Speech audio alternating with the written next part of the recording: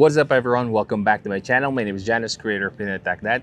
Today we're going to be talking about the Xiaomi Mi 11. So this launched last December 28, 2020, and it was made available in China last January 5, and now we have it here in the Philippines.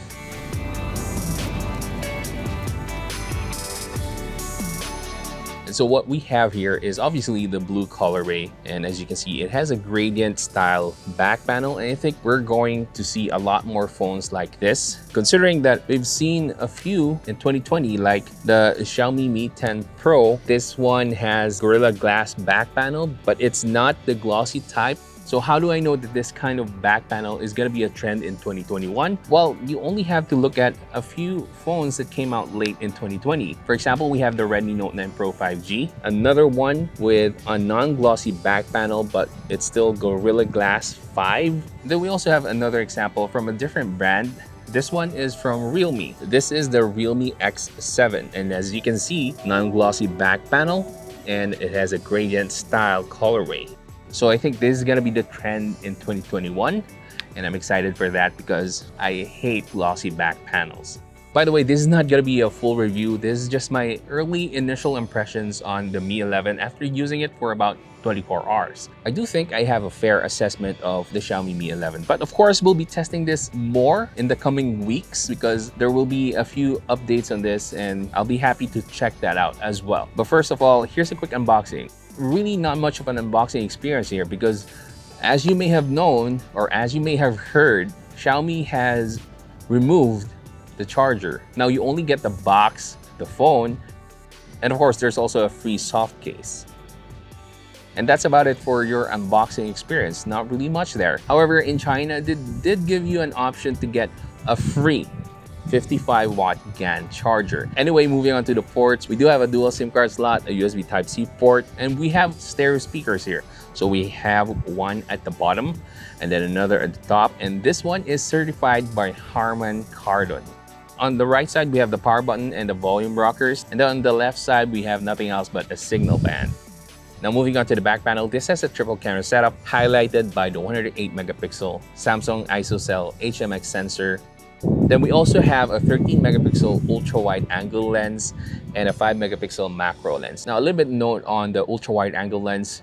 The ultra wide angle lens on the Xiaomi Mi 10 Pro is a little bit wider. We have a better field of view on the Mi 10 Pro as compared to the Mi 11. Next up, let's go ahead and discuss the processor a little bit. So I was able to test this on a ANTUTU benchmark, and initially I got around 650 plus thousand points on ANTUTU, and then I restarted it again and I got about 670,000 ANTUTU benchmark points. It's a far cry from what I've seen from other benchmarks on the Xiaomi Mi 11, which reach about 700,000. That's about a 30,000 gap in ANTUTU benchmark points. I might have lucked out on the silicon lottery when it comes to the processor on the Mi 11 that we have here. But that shouldn't be an issue because this is still way more powerful than the Snapdragon 865 from last year. Now, what you do have to take note of is that the Snapdragon 888 on the Mi 11 is still brand new. So you'll still need to wait for this to be more optimized for gaming, especially when you're gaming on very high graphical settings. This got way too hot for comfort when I maxed out the graphical settings, but that's to be expected. Even with a well-optimized processor, I'm sure you're still gonna experience a little bit of a heating issue. But with this one, it was extremely hot that I really didn't feel comfortable playing much longer on that high graphical settings. So I had to lower the graphical settings in order for me to enjoy my gaming experience. So when I shifted to extreme smooth settings on PUBG, the heating issue immediately went away. Now for Mobile Legends, you're not gonna have any issues at all, but you don't have ultra graphical settings yet. So you might have to wait until Montoon optimizes their game for the Snapdragon 888. But yeah, that's about it for my experience so far when it comes to the performance on the Mi 11. Now let's move on to the number one reason why I think you should consider the Mi 11 as your next flagship phone, and that is its display. Now the Mi 11 has an awesome 1440p resolution. It's just crazy good.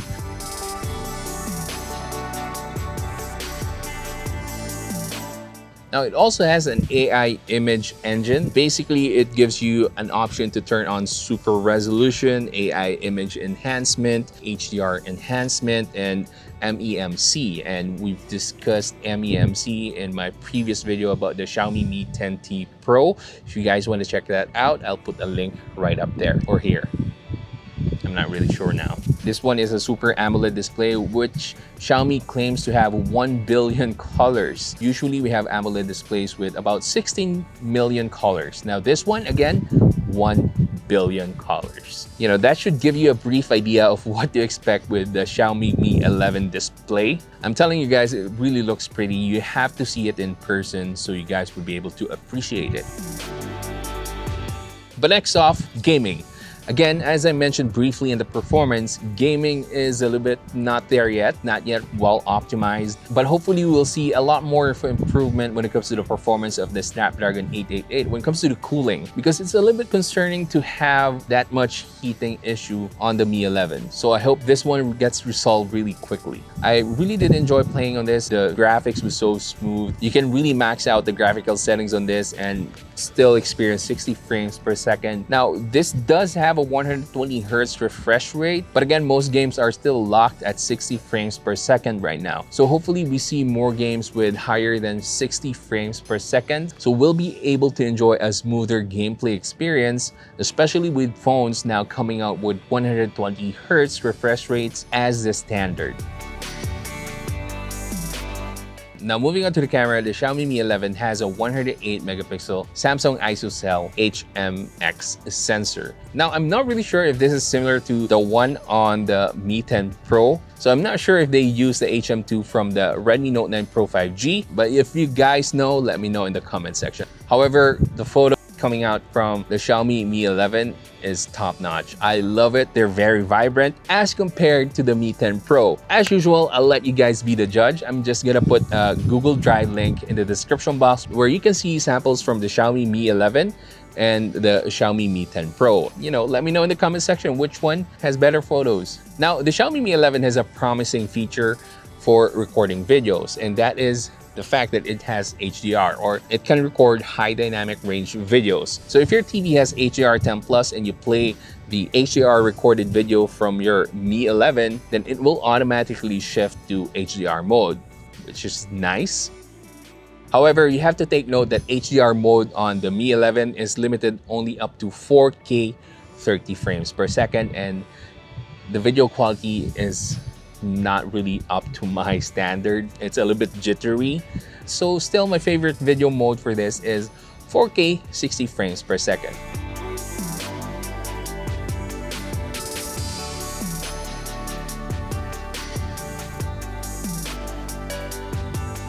Now, I also tried 8K 30 frames per second on this, and it wasn't the best experience so far. Similar to my experience with the Xiaomi Mi 10 Pro, you still really need a gimbal or a tripod to record your videos so that you'll have a steady shot.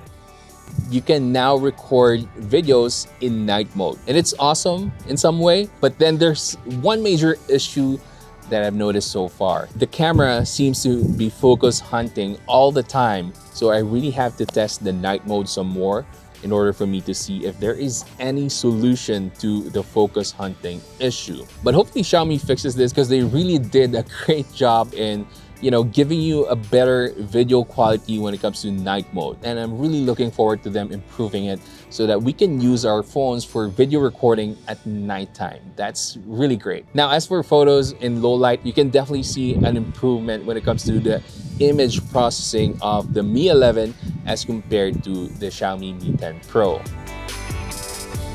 I would love to talk about the battery life on this, but again, I've only had this for about 24 hours, and so far my battery experience isn't really good because I've been downloading a lot of stuff and I've been playing on it a lot. So it's not really the most reliable battery experience that I can give you for now. So I'll have to test it more so that I can give you a proper battery experience. Now, as for charging, okay, so this doesn't come with a charger. And that's a little bit of a concern for me, not because I don't have fast chargers. The main issue that I have is the standard.